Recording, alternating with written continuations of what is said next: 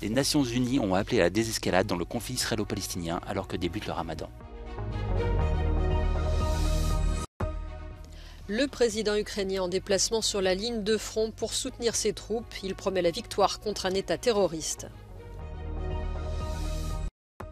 Nouvelle journée de grève et de manifestation contre la réforme des retraites en France. Les syndicats appellent à une mobilisation massive face à un pouvoir inflexible. 3 semaines après la catastrophe ferroviaire en Grèce, le trafic a repris progressivement.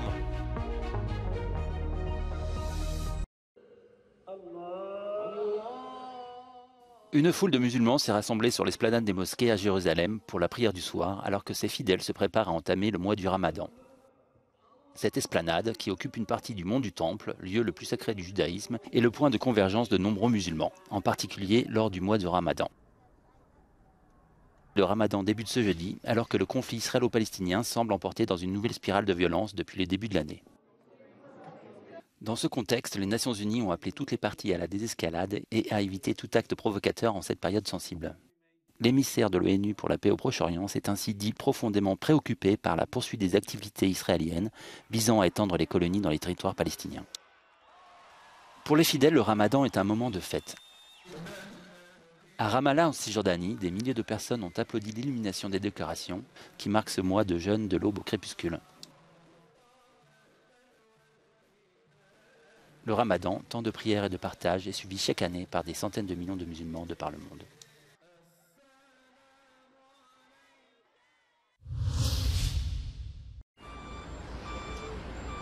En déplacement sur la ligne de front, le président ukrainien promet une victoire militaire contre la Russie, qualifiée d'État terroriste.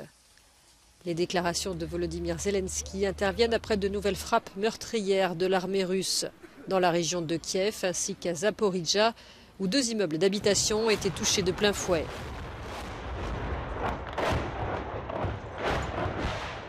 Ces derniers jours, les raids se sont intensifiés comme ici à Tchassifiar. Cette petite localité à l'ouest de Bakhmout est soumise à des bombardements russes presque constants.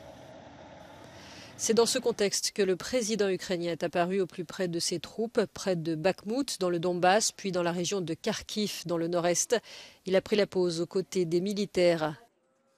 Cet État terroriste ne peut être stoppé autrement que par notre victoire, a-t-il dit.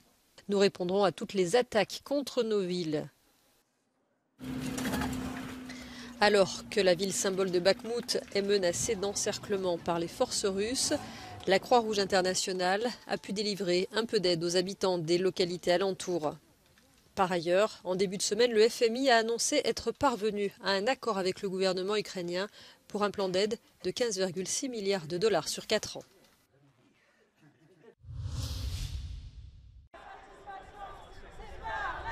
Face à un pouvoir inflexible, la colère suscitée par la réforme des retraites est loin de retomber. Une 9e journée de mobilisation nationale a lieu ce jeudi. C'est la première depuis le passage en force du texte par l'article 49.3. Grèves et manifestations sont organisées à travers tout le pays. Les perturbations s'annoncent notamment fortes à la SNCF avec un TGV sur 2. La RATP a également prévenu que la quasi-totalité des lignes de métro parisiennes seraient touchées. Loin d'avoir apaisé les tensions, l'intervention télévisée ce mercredi du président Emmanuel Macron a jeté de l'huile sur le feu, estiment nombre d'éditorialistes. Le chef de l'État a réaffirmé que la réforme était nécessaire selon lui, tout en égratignant des syndicats accusés de ne pas avoir su proposer un compromis. Je vous le dis en responsabilité, moi je ne cherche pas à être réélu, je ne le peux pas constitutionnellement. Mais entre les sondages et le court terme et l'intérêt général du pays, je choisis l'intérêt général du pays. Et s'il faut derrière endosser l'impopularité aujourd'hui, je l'endosserai. Les syndicats ont dénoncé à l'unisson le mépris et le déni du chef de l'État, appelant à une mobilisation massive. La police prévoit jusqu'à 800 000 manifestants à travers le pays.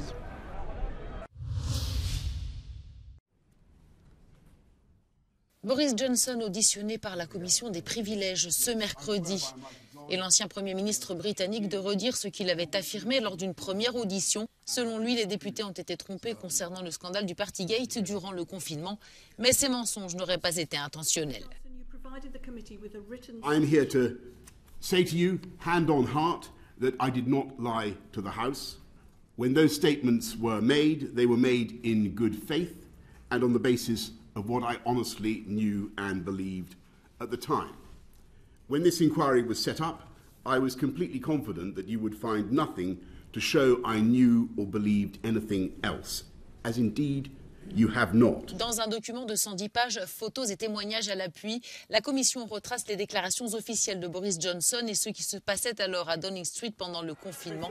Si elle conclut que l'ex-locataire du lieu a menti, il pourrait perdre son siège de député. Les députés britanniques ont approuvé ce mercredi une mesure essentielle de l'accord conclu entre Londres et Bruxelles pour l'Irlande du Nord post-Brexit. Avec ce vote, obtenu à une très large majorité de 515 voix pour et 29 contre, Londres espère débloquer la crise politique qui paralyse l'Irlande du Nord depuis près d'un an. Le parti unioniste DUP boycottant les institutions locales pour protester contre le statut de la province depuis le Brexit. Cet accord, baptisé cadre de Windsor, marque aussi une large victoire du Premier ministre Rishi Sunak face à certains conservateurs, dont Boris Johnson. Appelée frein de Stormont du nom du bâtiment abritant le Parlement nord-irlandais, la mesure approuvée ce mercredi permettra aux députés de la province de bloquer l'application de nouvelles règles commerciales votées à Bruxelles et susceptibles de s'appliquer en Irlande du Nord. Une mesure qui reste ainsi profondément impopulaire auprès de nombreux unionistes nord-irlandais qui considèrent qu'elle sape le statut de la région en tant que partie intégrante du Royaume-Uni.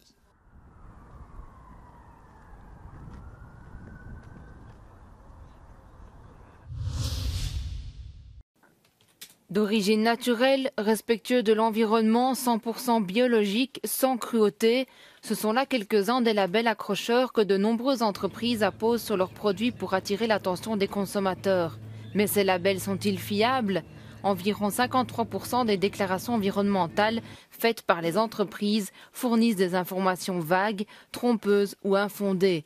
C'est ce qu'affirme la Commission européenne qui a dévoilé mercredi de nouvelles règles visant à réprimer ce phénomène connu sous le nom de greenwashing. La nouvelle directive oblige les entreprises à étayer leurs affirmations environnementales par des preuves scientifiques crédibles afin de protéger les consommateurs contre le marketing trompeur. La vérification doit être indépendante et avoir lieu avant la mise sur le marché du produit. Ces informations doivent être facilement accessibles, par exemple via un code QR ou un lien vers un site web. We want first of all consumers to get a trustworthy information, which is consistent and verifiable. We want environmental labels that are more transparent and of course easier to understand. And for La directive ne créera pas un label vert unique pour l'ensemble de l'Union européenne. Elle harmonisera plutôt les exigences qui s'appliquent aux 230 labels environnementaux actuellement sur le marché. Si une entreprise ne respecte pas les règles et continue d'utiliser des labels de greenwashing, elle s'expose à des sanctions telles que des amendes, la confiscation de ses revenus et l'exclusion des marchés publics. Le label écologique officiel de l'Union européenne en vigueur depuis 1992 sera exempté de ces règles car il respecte déjà les critères de vérification. La législation proposée doit maintenant être négociée entre les États membres et le Parlement européen avant d'entrer en vigueur. Réparer les appareils ménagers au lieu de les jeter et d'en acheter de nouveaux, ce mode de pensée pourrait connaître une nouvelle renaissance en Europe. À Bruxelles, une ONG appelée Circular.Brussels répare des machines usagées pour leur donner une seconde vie. We collect machines, dishwashers and washing machines in order to repair them, refurbish them, and once it's done, we distribute them to people in energy poverty, people who cannot afford new machines. Ces 3 dernières années, les techniciens de cette ONG ont également réparé plus de 5000 ordinateurs et les ont distribués à des étudiants et à des organisations sociales. Sans leur travail, ces machines auraient fini à la décharge. Now people are aware of the danger of these machines if they are thrown in landfill or they are not recycled. And now people are aware that a laptop can be, after 1 or 2 years, can be easily fixed. So I think it's about awareness mostly. Les machines qui sont jetées, au lieu d'être réparées, produisent 35 millions de tonnes de déchets et 261 millions de tonnes d'émissions de CO2 chaque année en Europe. Selon une nouvelle proposition présentée par la Commission européenne, les consommateurs devraient avoir plus de chances d'obtenir réparation pour les téléviseurs et les lave-linges et plus tard pour tous les appareils ménagers. Pendant la période de garantie légale de 2 ans, les producteurs devraient fournir des réparations si cela ne coûte pas plus cher que le remplacement. Et ils seraient obligés de réparer les produits aux frais du consommateur lors des 5 ou 10 années qui suivent l'achat de l'appareil. And to be sure that we have a low cost, we try to organize a new ecosystem of many SMEs involved in the reparation system and the reparation network, because it will be an obligation for the producer to disclose information about the product, about the way to repair the product, and so for many SMEs it's possible to take part in the reparation process. Les nouvelles règles pourraient entrer en vigueur dans 2 ans, une fois qu'elles auront été approuvées par le Parlement européen et les États membres.